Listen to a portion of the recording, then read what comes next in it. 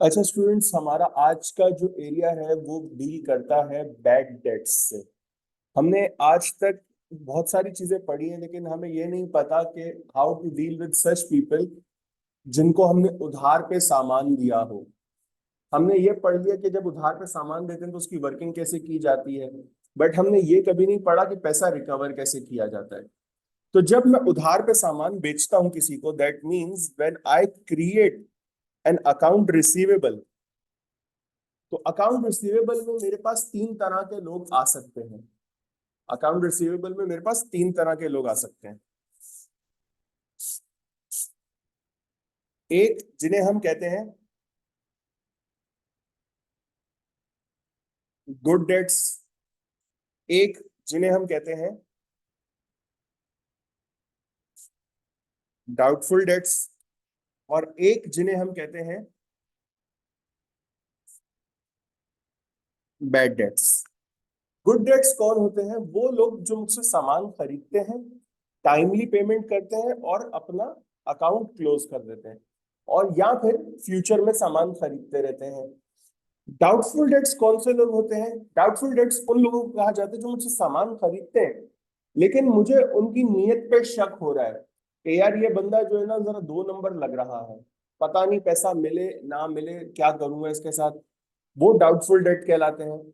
और फिर आते हैं बैड डेट्स, या जिन्हें हम कहते हैं इररिकवरेबल डेट्स। ये वो लोग होते हैं जिनके पास से अब मुझे पैसा मिलने की कोई उम्मीद नहीं है, जिनके पास से अब मुझे पैसा नहीं मिलेगा, जो मेरा पैसा लेके भाग गए, जो मेरा सामान लेके भाग गए और मेरा पैसा डूब गया। That means my entire receivable is sunk. अब मुझे वो पैसा नहीं मिलेगा। हमने इस पूरे एरिया में यही पढ़ना है। सबसे पहले तो इंट्रोडक्शन, कि हम ये बैड डेट या अलाउंस फॉर डेट्स क्यों बनाते हैं। उसके बाद ट्रेड रिसीवेबल क्या होते हैं, ये हम सबको पता तो है, लेकिन एक दफा फिर थोड़ा सा ब्रीफली एक्सप्लेन कर दूंगा। Non payment of debt, irrecoverable debt, doubtful debt and allowance, और फिर आखिरी चीज ageing analysis. Ageing analysis as compare to the other things शायद इतना इंपॉर्टेंट नहीं है, लेकिन इसकी इंपॉर्टेंस का अंदाजा आप यहां से लगाओ। मैं अच्छा एग्जाम पॉइंट ऑफ व्यू से कह रहा हूं कि ageing analysis exam point of view से आपसे इतना एग्जामिनेबल नहीं है, इसलिए कह रहा हूं कि शायद इतना इंपॉर्टेंट नहीं है। लेकिन अगर रियल लाइफ में बात की जाए तो एजिंग एनालिसिस की इंपॉर्टेंस का आप अंदाजा इस चीज से लगा सकते हो कि एजिंग एनालिसिस की बुनियाद पे मैं बैड और डाउटफुल डेट्स बनाता हूं। मैं एजिंग एनालिसिस करूंगा, तब मुझे पता चलेगा कि किस पे कितना अलाउंस लगाना है, या कौन सा मेरा जो बंदा है उससे कब पैसे निकलवाने हैं, कौन सा बंदा ऐसा है जिसने पैसे दे दिए। ये सारी चीजें मुझे एज एनालिसिस से पता चलती हैं। अगर मैं इस एरिया की बात करूं, तो अगर आप सीए से ताल्लुक रखते हो, सीए में आपके पास चांसेस है इस एरिया के एमसीक्यूज के 8 से 10 मार्क्स। मैं बात कर रहा हूं जो आपके पास ऑब्जेक्टिव टाइप क्वेश्चंस आते हैं, उसमें 8 से 10 मार्क्स तो आते ही आते हैं इस एरिया से। और फिर ये वो एरिया है जो फाइनल अकाउंट्स में मर्ज होकर आता है हर बार। अगर आपका फाइनल अकाउंट्स का कोई सवाल है तो उसमें आपके पास बैड डेट्स जरूर होगा, और एटलीस्ट इसके होंगे 2 मार्क्स। मतलब आपके पूरे ओवरऑल एग्जाम में 12 नंबर का वेटेज है इस एरिया का। 6 क्वेश्चंस आपके एटलीस्ट होंगे इसमें, 4 से 6 क्वेश्चंस। उन 6 में से एक क्वेश्चन तो ऐसा होगा जो फाइनल अकाउंट्स में आता ही आता है। एग्जामिनर का फेवरेट एरिया है ये फाइनल अकाउंट में डालने के लिए। और फिर 8 से 10 मार्क्स के आपके पास एमसीक्यूज आएंगे। और अगर आप एसीसीए में ताल्लुक रखते हो, एसीसीए अगर FA2 के हो स्टूडेंट आप, तो 12 से 16 नंबर इसमें आ सकते हैं आपके पास। और अगर आप F3 के स्टूडेंट्स हो तो 8 से 10 नंबर आ सकते हैं इसमें आपके पास। डिपेंड्स ऑन कि आपकी किस्मत कैसी। थ्योरी प्लस कैलकुलेशन दोनों, क्योंकि कैलकुलेशन एग्जामिनर ज्यादातर दे देता है फाइनल अकाउंट्स में, तो जो 8 से 10 नंबर है एमसीक्यूज के, उसमें आपके पास ज्यादा चांसेस किसके हैं? थ्योरी के हैं। तो किताब पढ़ना is a must.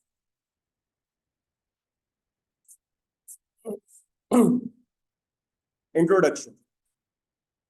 Following the accrual and realization concept, credit sales are recognized when earned. हमने accrual and realization में यही चीज पढ़ी थी ना, when income is earned उसको रिकॉर्ड कर दो, उसको रिकग्नाइज कर दो। मैंने इनकम रिकग्नाइज कर दी when I have earned that income, but क्या मुझे वो पैसे मिल गए? नहीं मिले। तो मैंने रियलाइजेशन कॉन्सेप्ट में पढ़ा था, जब तक कैश मिले नहीं उसको रिकॉर्ड नहीं करो। अब जब तक कैश मिला नहीं तो मुझे एक डर होगा कि मेरा पैसा डूब सकता है। वहां पर फिर मेरे पास आता है bad and doubtful dates.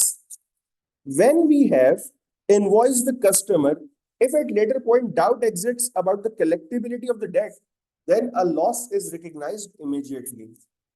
Two types of adjustments are made in relation to irrecoverable and doubtful debt. हमें ये तो पता चल गया कि जब जब मुझे खदशा होगा कि मेरा पैसा डूब सकता है, तो मैं कोशिश करूंगा कि उसको पहले से बुक कर दूं। मैं कोशिश ये करता हूं कि उसको पहले से बुक कर दूं, क्योंकि मुझे खदशा है कि ये हो सकता है। इसकी एक एग्जाम्पल लेते हैं। एग्जाम्पल से भी पहले हम ये समझते हैं कि ये बैड और डाउटफुल डेट्स बनाए क्यों जाते हैं। तो there is an accounting concept known as prudence. Prudence concept क्या कहता है? प्रूडेंस कॉन्सेप्ट कहता है an expense should be recorded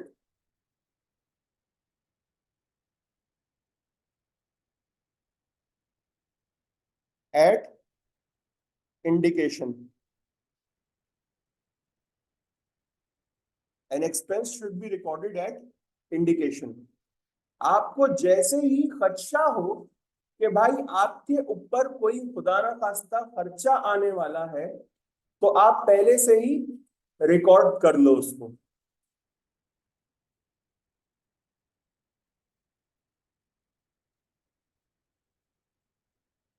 An income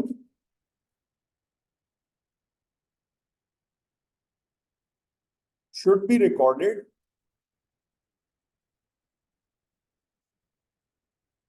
when realized. और इनकम को तब तक रिकॉर्ड नहीं करो जब तक कि वो रियलाइज ना हो जाए। इनकम को तब तक रिकॉर्ड नहीं करो जब तक कि वो रियलाइज ना हो जाए। रियलाइज होने का मतलब ये जब तक कि वो अर्न ना हो जाए। सही। और एक्सपेंस जैसे ही आपको नजर आता है कि हो सकता है, उसको रिकॉर्ड कर दो। अब यहां पर ये सिर्फ इनकम और एक्सपेंस पे बात नहीं करता, प्रूडेंस कॉन्सेप्ट बात करता है लायबिलिटीज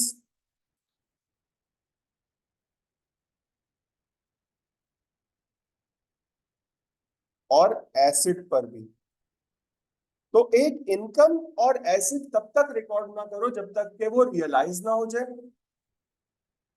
एक एक्सपेंस और लायबिलिटी उस वक्त रिकॉर्ड कर दो जब आपको उसका खदशा हो। इसकी एक छोटी सी एग्जांपल देते हैं। मैं आज यहां बैठ के आप लोगों को कह रहा हूं कि आप सब लोग अपने अपने एग्जाम में पास हो गए। आप सब लोग अपने अपने एग्जाम में पास हो गए, तो क्या अभी से खुशी मनाने लग जाओगे? जब तक आई कैप का रिजल्ट सामने नहीं आता या जब तक एसीसी का रिजल्ट सामने नहीं आता, क्या आप लोग रिकॉर्ड करोगे कि हम पास हो गए? नहीं रिकॉर्ड करोगे ना। तो ये आपके लिए क्या था? एक एसेट था, एक इनकम था। जब तक रियलाइज नहीं आपने रिकॉर्ड नहीं किया। ऑन द कॉन्ट्ररी, मैं आपको कहता हूं कि आप लोग नहीं पास हो सकते, फेलियर हो सारे, फेल हो जाओगे। तो क्या हार मान जाओगे? लेकिन कोशिश करोगे ना कि ज्यादा से ज्यादा मेहनत करें ताकि फेल ना हो। मैंने आपको एक खदशा दिया कि फेल हो जाओगे, अभी हुए नहीं, एक इंडिकेशन दी, तो आप लोगों ने क्या किया, मेहनत करनी शुरू कर दी, अलाउंस बनाने शुरू कर दिए, प्रोविजंस बनाने शुरू कर दिए कि यार पढ़ाई का प्रोविजन बनाओ, अलाउंस बनाओ, टाइम निकालो पढ़ाई के लिए, ज्यादा मेहनत करो। समझ आ रही है ये चीज? आपने प्रोविजन अभी से रिकॉर्ड कर दिया, आपने प्रोविजन अभी से रिकॉर्ड कर दिया, because you have a doubt, you have a doubt के फेल हो सकते हैं, हुए नहीं हो अभी, डाउट है। तो जब आपको डाउट था, यू आर बीइंग प्रूडेंट ना, एक्चुअली आप लोग प्रूडेंट हो रहे हो कि यस हमें खदशा है कि हम फेल ना हो जाए, इसलिए हम पहले से प्रोविजन बना रहे हैं, किस किस का, वक्त का और पैसे का।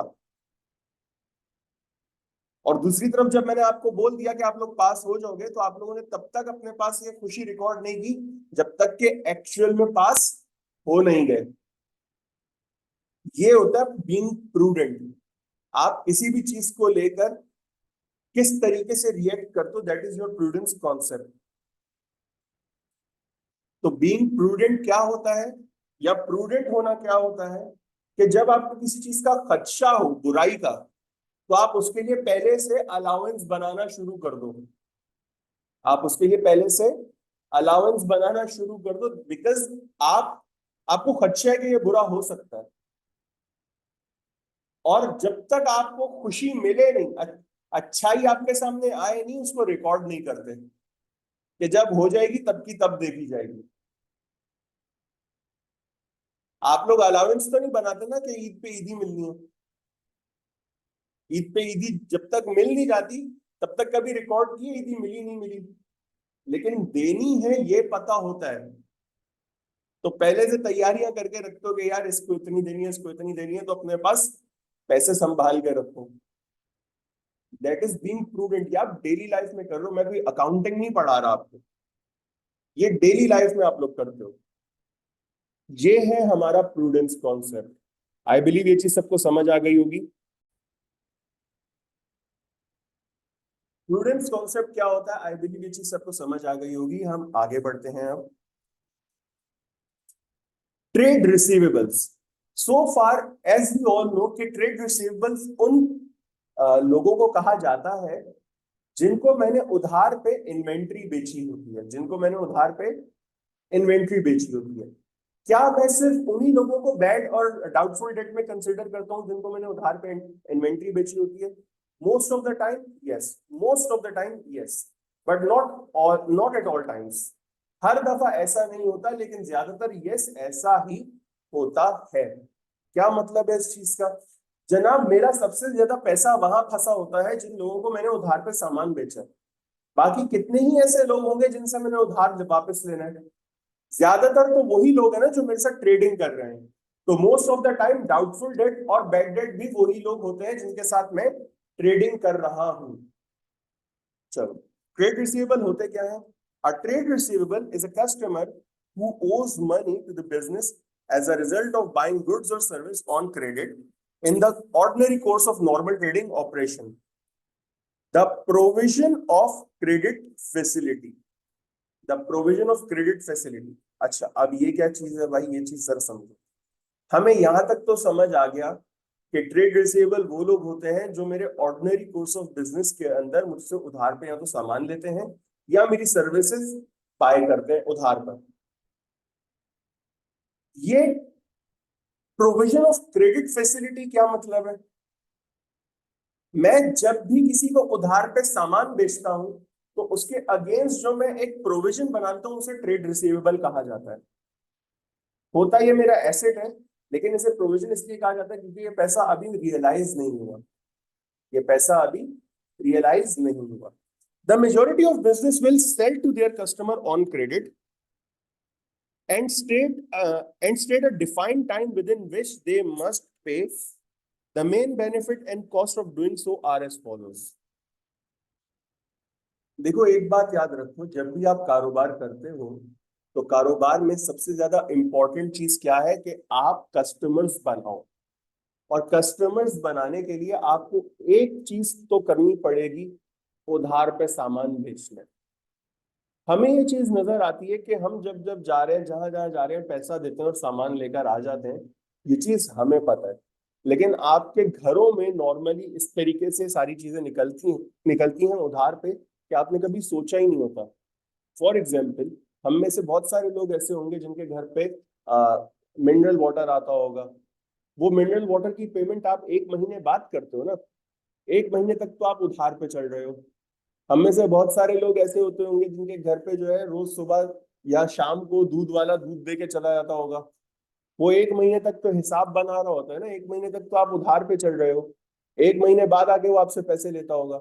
और भी बहुत सारी चीजें ऐसी होती हैं जो आप डेली लाइफ में ले रहे हो तो खरीद रहे हो तो, लेकिन आप उसके पेमेंट नहीं करते। फॉर एग्जाम्पल, अगर आप में से किसी के घर पे अखबार आता है, तो अखबार वाला भी पूरे 1 महीने के बाद आके अपना बिल लेके जाता है।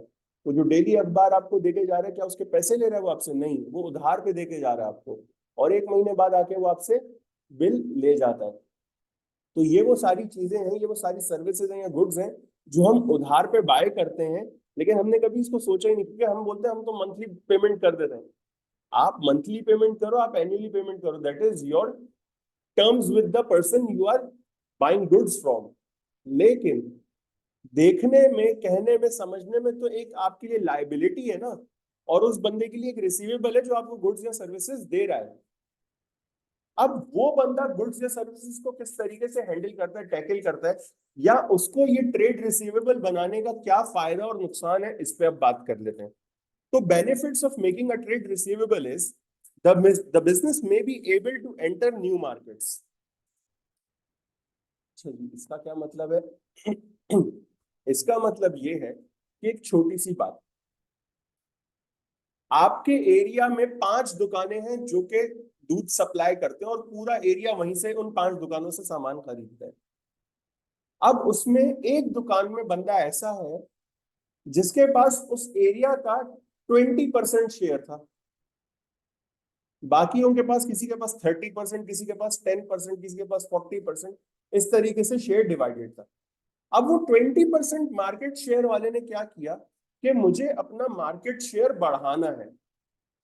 उसने लोगों को कहा कि सर, आप मुझे सिर्फ अपना एड्रेस लिखवा दें, आपके घर पे जो है दूध पहुंच जाएगा, दही पहुंच जाएगा, आपको टेंशन की जरूरत नहीं है। लोगों ने अपना एड्रेस लिखवाया, वो दूध लेके घर पे पहुंच गया। अब लोगों ने कहा पैसे कोई बात नहीं, 1 महीने के बाद पूरा हिसाब कर लेंगे, टेंशन नहीं है। अब जब लोगों को एक फैसिलिटी मिली कि यार ये तो देखो किस तरीके से कर रहा है, तो फॉर एग्जाम्पल, अगर कोई एक बंदे के घर पे जा रहा है वो दूध वाला, उसने जाके 2 और को बताया कि यार ये तो इस तरह की फैसिलिटी दे रहा है, मुझे तो अब टेंशन ही नहीं होती, कभी जेब में पैसे ना भी पड़े हो, उसको फोन कर देते हैं, वो लाके दे देता है, अब महीने का एक पूरा हिसाब कर लेते हैं, टेंशन ही खत्म। तो उसने आगे 2 को बताया, उन 2 ने आगे 4 को बताया, और इस तरीके से एक मार्केट शेयर इंक्रीज हो गया उस बंदे का, उसकी मार्केट में वैल्यू जो है वो इंक्रीज हो गई। क्रेडिट फैसिलिटी का पहला benefit, there is a possibility of increase sales. Again वही बात है, अगर मार्केट शेयर आपका बढ़ रहा है तो आपकी सेल्स भी बढ़ेंगी, ज्यादा से ज्यादा लोग आएंगे आपके पास और बोलेंगे भाई हमारे साथ माहाना हिसाब बांध लो, हम पूरे महीने जो है डेली बेसिस पे इतना 1 लीटर 2 लीटर 1.5 लीटर जो भी हिसाब है, डेली बेसिस पे हमें सप्लाई करते रहा करो दूध को और दही को, और हमसे 1 महीने का हिसाब बांध दो पूरा। कस्टमर लॉयल्टी में भी इनकरेज। अब जाहिर सी बात है कि आप इतनी फैसिलिटी दे रहे हो, तो कस्टमर भी तो आपके पास ही आएगा ना, कि यार जो ज्यादा फैसिलिटी दे रहा है उसके पास जाना चाहिए। लॉयल होगे ना आप उसके साथ, कि यार नहीं ये बंदा अच्छा है, इसके पास से जो दूध दही आता है वो भी सही है, खट्टा नहीं है दही, दूध खराब नहीं होता पड़े पड़े, अच्छी चीज दे रहा है और उधार पे भी दे देता है। डेफिनेटली आप उसके साथ लॉयल रहोगे, although he is just a supplier, लेकिन आप लॉयल रहोगे उस बंदे के साथ, क्योंकि वो सामान भी अच्छा दे रहा है, क्वालिटी भी है और फैसिलिटीज भी है। अब जहां जहां फायदा है वहां वहां नुकसान भी होता है। तो कॉस्ट्स क्या क्या है आपके पास किसी भी रिसीवेबल की? Can be costly in terms of lost interest since the business is accepting payment later. सबसे पहली चीज, यार मैं गलती कर दी यार, उधार पे सामान दे दे के पैसे तो मिल नहीं रहे, लेकिन मुझे जो है ना आगे भी फैसिलिटी मिल नहीं रही। मैं लोगों को फैसिलिटी दे रहा हूँ कि 1 1 महीने के बाद मुझसे मुझे पेमेंट कर दो, उसमें भी लोग रो रहे होते हैं यार आज नहीं है कल ले जाना परसों ले जाना, और मुझे जो हाथ के हाथ पेमेंट करनी पड़ती है यार, मैं तो नुकसान में जा रहा हूँ, मैं कैसे करूँ। बंदा डीमोटिवेट हो जाता है, यार मैं क्या करूँ, मैं तो नुकसान में जा रहा हूँ, मैं किस तरीके से करूँ कि मैं भी फायदे में रहूं और मेरे जिन जो मेरे सप्लायर है, बेसिकली जो दूध वाली दुकान है, उसके पास भी तो कहीं किसी बाड़े से दूध आता होगा ना। बाड़े वाला तो उसको उधार नहीं दे रहा, वो आपको आगे उधार दे रहा है, तो किस तरीके से चलाएगा फिर वो। डिमोटिवेशन आ जाती है यार, क्या करेंगे मतलब। Cash flow of the business में डिटोरिएट, यस डेफिनेटली। पेमेंट करता जा रहा है बंदा और उसको पैसे मिल नहीं रहे, तो उसका जो कैश फ्लो है वो आहिस्ता आहिस्ता खत्म हो जाएगा। There is a potential risk of irrecoverable debts. अब जब लोग पैसे नहीं दे रहे, अब जब लोग पैसे नहीं दे रहे, तो देयर इज अ चांस ना कि कुछ ऐसी ऐसी शक्लों वाले पैसे लेके भाग जाए। There is a chance, chance है कि मेरा पैसा डूब सके। आई बिलीव ये चीज समझ आ गई होगी। अच्छा, अब हमने यहाँ पर एक चीज पढ़ी थी ट्रेड रिसीवेबल में, क्रेडिट लिमिट या क्रेडिट पीरियड। ये क्रेडिट पीरियड या क्रेडिट लिमिट क्या होता है, जरा इस पे एक नजर डाल देते हैं। Credit limit is also normally for a business to set a credit limit for each customer। जब आप किसी को उधार पे सामान बेचते हो तो ऐसे ही नहीं बेचते कि यार जब दिल करे जैसा दिल करे कर लेंगे, नहीं। जब आप उधार पे किसी को सामान बेचते हो तो यू सेट अ लिमिट कि हाँ भाई ये चीज है, इतने टाइम के लिए है, इस तरह से करेंगे। ये चीज है, इतने टाइम के लिए है और इस तरह से करेंगे, that is your credit limit. अब वो चीज क्या है, उधार। इतना उधार है, इतने टाइम पीरियड के लिए है और आप मुझे इस तरीके से पेमेंट करोगे। This is the maximum amount of credit that the business is willing to provide to a customer. अच्छा, अब देखो जब मैं क्रेडिट लिमिट की बात करता हूँ ना, तो क्रेडिट लिमिट की एक पॉलिसी होती है कि हमने इससे ज्यादा उधार नहीं देना। But sometimes it varies from customer to customer कि आप किसी को कितना उधार दे रहे हो। अब जाहिर सी बात है, मेरे पास एक नया कस्टमर आता है, मैं उधार देने के लिए तो तैयार हो जाऊंगा, लेकिन कभी भी उसको मैक्सिमम लिमिट का उधार नहीं दूंगा। उसकी वजह क्या है, मुझे पता नहीं है कि वो गुड है या बैड है या डाउटफुल है। अब एक कस्टमर है मेरे पास आता है, for example this is mister x. ये मेरे पास आए, भाई साहब इन्होंने मुझे बोला कि मुझे 50 लाख का सामान चाहिए उधार पर।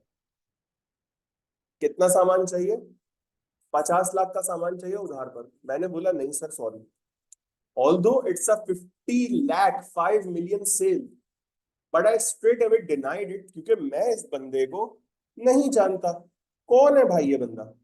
अब अगर मैं इस बंदे को 50 लाख का सामान दे दूं उधार पर, जो मेरे पास पहली दफा आया है, और वो कल को गायब हो जाए, किधर गए मेरे 50 लाख। मैंने बोला भाई तुम्हें सामान चाहिए, ओके फेयर इनफ, 50 लाख तो नहीं मिल सकता। मैं तुम्हें इस वक्त करंटली 12 लाख उधार दे सकता हूँ। मैं इस वक्त करंटली तुम्हें कितना उधार दे सकता हूँ, 12 लाख मैक्स। 12 लाख मैक्स, वो भी सब्जेक्टेड टू अप्रूवल।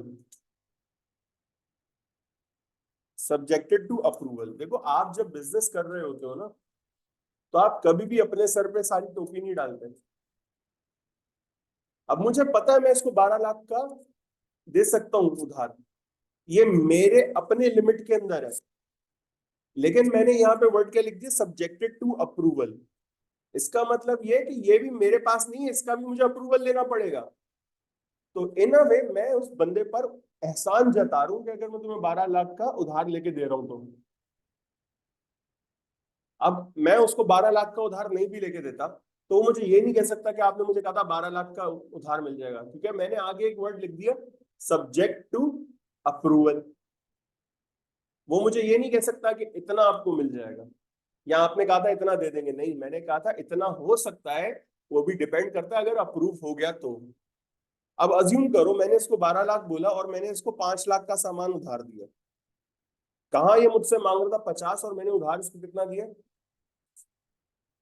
और इसने टोटल मुझे कहा था कि मुझे 50 लाख का सामान चाहिए, मैंने बोला बेटा 5 लाख उधार दूंगा, उसकी पेमेंट अगर आप मुझे करते हो 10 दिन के अंदर तो फिर आके आप मुझसे बाकी का उधार ले जाना। अगर इसने मुझे 10 दिन के अंदर पेमेंट कर दी तो ये बंदा मेरे लिए कौन हो गया? गुड डेट हो गया। कहीं इस बंदे ने मुझे पेमेंट कर दी 13 दिन में, तो 3 दिन तक मेरे लिए क्या था? डाउटफुल था। और कहीं ये 5 लाख का सामान लेके इसने नंबर ही बदल दिया, तो अब मेरे लिए क्या हो गया? Bad debt. बैड डेट होने में इस तरह नहीं मैं किसी को भी बैड डेट बना देता। बैड डेट करने में भी किसी के बहुत सारे पीछे फंक्शंस चल रहे होते हैं।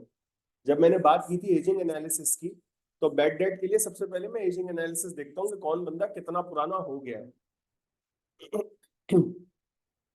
The use of credit limit में, क्रेडिट लिमिट का क्या क्या इस्तेमाल है? may reduce risk to business of irrecoverable debts by limiting the amount sold on credit। मैंने लिमिट कर दिया ना, 50 लाख से कहां पर ले आया इसको मैं? 5 लाख पर। तो मैंने लिमिट कर दिया कि भाई आप इससे ज्यादा सामान मुझसे उधार पर नहीं लेके जा सकते। I have put a stop to it.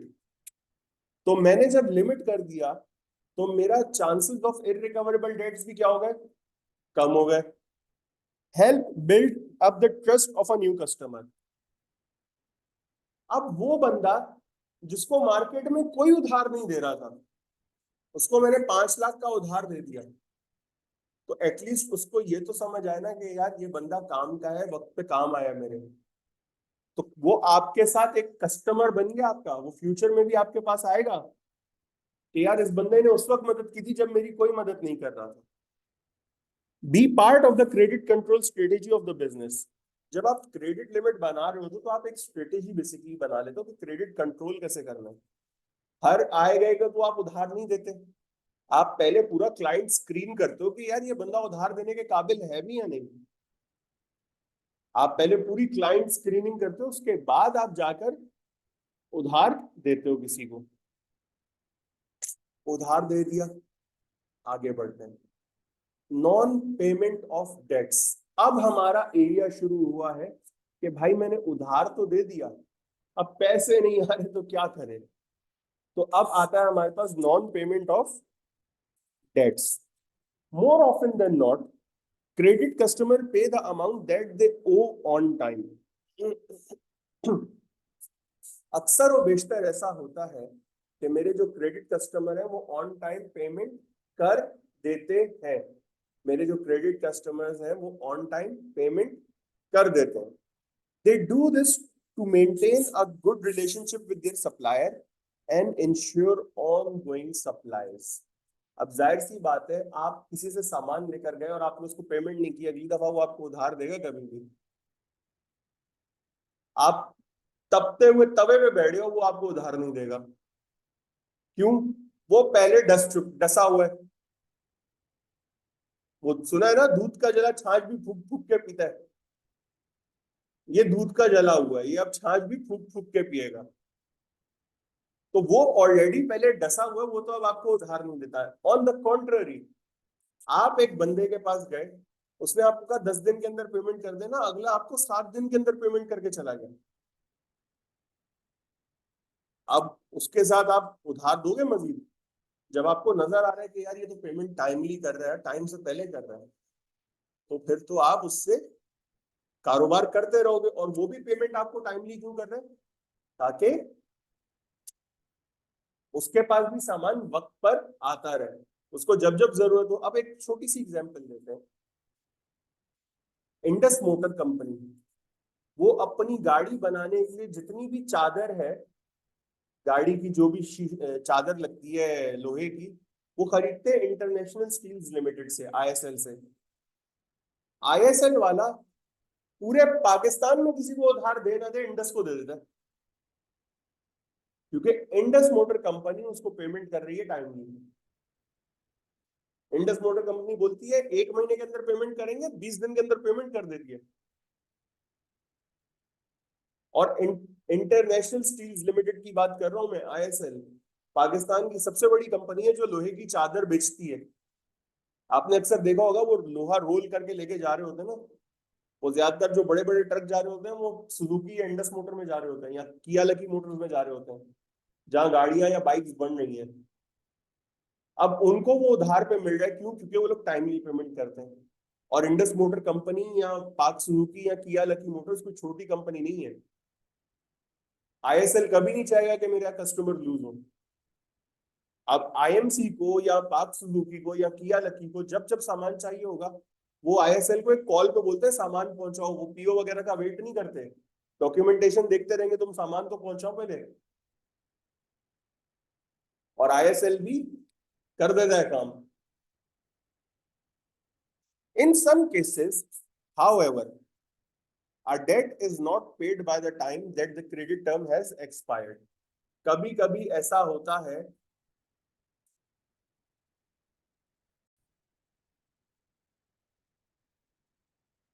अब ऐसा होता है कि कुछ केसेस में हमारा जो डेट है वो टाइमली पेमेंट नहीं कर पाता और उसकी क्रेडिट लिमिट हो जाती है एक्सपायर। इस सूरत में मैं क्या करूंगा? अब जरा यूं समझो कि मैंने एक बंदे को उधार पे सामान बेचा और मैंने उसको कहा कि भाई तुमने मुझे अगले 15 दिन में पैसे दे देना। 15 दिन तक ना मैंने उस बंदे से पूछा ना उस बंदे ने मुझे कोई बात कही। 20 दिन गुजर गए, मुझे पैसे नहीं मिल रहे। मैं फोन मिला रहा हूँ, बोलता है यस सर मिल जाएंगे आपको पैसे, इश्यू नहीं है, लेकिन पैसे दे नहीं रहा। ऐसी सूरत में मैं क्या करूंगा? It may even become apparent before this time that it will not be paid. कभी कभी ये चीज अपेरेंटली आपको पता चल जाती है कि यस अब ये बंदा पैसे नहीं देगा। For example, if a customer has been declared bankrupt, control account पढ़ते हुए हमने बात की थी, एंटरप्राइजेस सुबह सुबह अखबार में मैंने क्या पढ़ा? बैंकरप्ट हो गए। आप क्या करें? बैंकरप्ट हो गया मतलब पैसे नहीं है देने के लिए। पैसे नहीं है देने के लिए तो हमारे तो पैसे गए। When debts remain unpaid, they are considered to be either irrecoverable, बिल्कुल पैसे नहीं मिलने,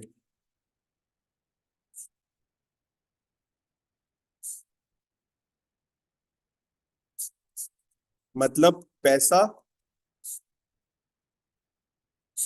डूब गया, पैसा डूब गया, या फिर डाउटफुल।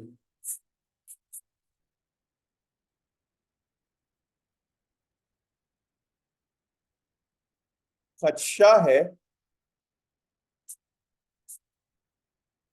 कि बंदा भाग सकता है। डर है, मुझे डाउट है कि ये बंदा 2 नंबर हो सकता है। ये मेरे लिए क्या है? डाउटफुल डेट है। और फिर इररिकवरेबल, बंदा 2 नंबर है। अब मुझे डर या डाउट नहीं है, अब मुझे पता है बंदा 2 नंबर है। तो क्या ये इररिकवरेबल डेट है या बैड डेट है? इररिकवरेबल डेट को अक्सर हम कहते हैं bad debt written off. Irrecoverable debt को हम और क्या कहते हैं? Bad debt written off. एक ऐसा बैड डेट जिसको मैं राइट ऑफ कर देता हूं अपनी किताबों से कि अब मुझे ये पैसे नहीं मिलने।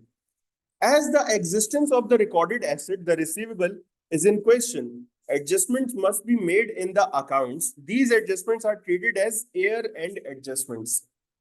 देखो हमेशा याद रखना, मैं जब जब अपने बैड डेट या अलाउंसेस बनाता हूं तो मैं साल के आखिर में उसको एडजस्ट करता हूं। कब एडजस्ट करता हूं? साल के आखिर में, ईयर एंड पे। क्यों? क्योंकि मैं पूरा साल पहले वेट करता हूं कि शायद अब पैसा आ जाए, अब पैसा आ जाए, अब पैसा आ जाए। अगर नहीं आता तो मैं एक अलाउंस बना के ईयर एंड पे उसको एडजस्ट कर देता हूं। कहां से? अपने रिसीवेबल लेजर कंट्रोल अकाउंट से या फिर अपने रिसीवेबल लेजर अकाउंट से। इररिकवरेबल डेट्स, आगे लिखा हुआ है रिसीवेबल एक्सपेंसेस। जैसा कि एक्सपेंस मेंशन कर दिया गया है, मैं भी ये बात आपको बताता चलूं, इररिकवरेबल डेट एक एक्सपेंस होता है और ये एक कॉन्ट्रा एसेट एक्सपेंस है। ये क्या है? एक कॉन्ट्रा एसेट एक्सपेंस। एक ऐसा एक्सपेंस जो डायरेक्टली मेरे एक एसेट को खत्म कर रहा है, एक ऐसा एक्सपेंस जो डायरेक्टली मेरे एक एसेट को क्या कर रहा है, खत्म कर रहा है। During the year some debts will become uncollectable and will be written off at that time. जैसे मैंने आपको अभी पहले बताया था कि इररिकवरेबल डेट को हम बैड डेट्स राइट ऑफ या रिटर्न ऑफ भी कहते हैं। रीजंस फॉर इररिकवरेबल डेट, लोग इररिकवरेबल डेट कब बनते हैं और क्यों बनते हैं? The customer has gone bankrupt, company का दिवालिया निकल गया। The customer is out of business, कारोबार बंद कर दिया, अब कर ही नहीं रहे कारोबार। डिसऑनेस्टी में भी इन्वॉल्व, नीयत ही खराब थी बंदे की। आउटराइट रिफ्यूजल टू पे, नहीं कर रहा, पे क्या कर लेगा। Disappearance of the customer, underground हो गया, या फिर डेथ, अल्लाह को प्यारा हो गया। अब एक बंदा मर गया, उससे पैसे निकलवा सकते हो आप क्या? उसकी कफन में जेब तो नहीं लगी हुई होती ना, पैसे तो नहीं ले सकते। Bad debt right of. Disappearance, London चले गए भाई साहब, आयान अली बन गए, पैसे लेके भाग गए। आउटराइट रिफ्यूजल टू पे, हाँ नहीं दे रहा, क्या कर लोगे, भरम है, जेब में पड़े हुए पैसे नहीं दे रहा मैं, लेके दिखाओ। डिसऑनेस्टी में भी इन्वॉल्व, नियत ही खराब थी, बंदा ही दो नंबर है, पता था मुझे, कह रहा था, मना कर रहा था, फिर तुमने उधार पे सामान बेचा। Customer is out of business, भाई अब मैं काम कर ही नहीं रहा, तुम लोग के साथ काम करके मेरा तो कोई फायदा होना नहीं था, मैंने काम ही बंद कर दिया, नुकसान पे नुकसान चढ़ रहा था, पैसे थे नहीं देने के लिए, बैंक ने आके मेरा सामान बेचा, अपने पैसे लेके चला गया, मेरा कारोबार बंद है। या फिर the customer has gone bankrupt, again वही बात है, पैसा था नहीं मेरे लिए, मेरे पास कैश फ्लो बिल्कुल खत्म था, कंपनी लिक्विडेट हो गई, बैंकरप्ट हो गई, बैंक आया, सामान बेचा, अपना पैसा लेके चला गया। अब ये पड़ा हुआ है मेरे पास सामान, इससे मैं रोज सुबह दूध दही अंडे ले आता हूँ, खत्म, that's it. The accounting entry to remove such non irrecoverable debt is, जब आपको पता हो कि यस ये मेरा पैसा डूब गया, तो जाहिर सी बात है आप उस रिसीवेबल को अपने पास से कम करोगे। अब रिसीवेबल सिंस मेरे पास एक एसेट है, एसेट जब जब कम होता है तो वो क्रेडिट हो जाता है, तो मेरी एंट्री क्या बनेगी, account receivable control account credit.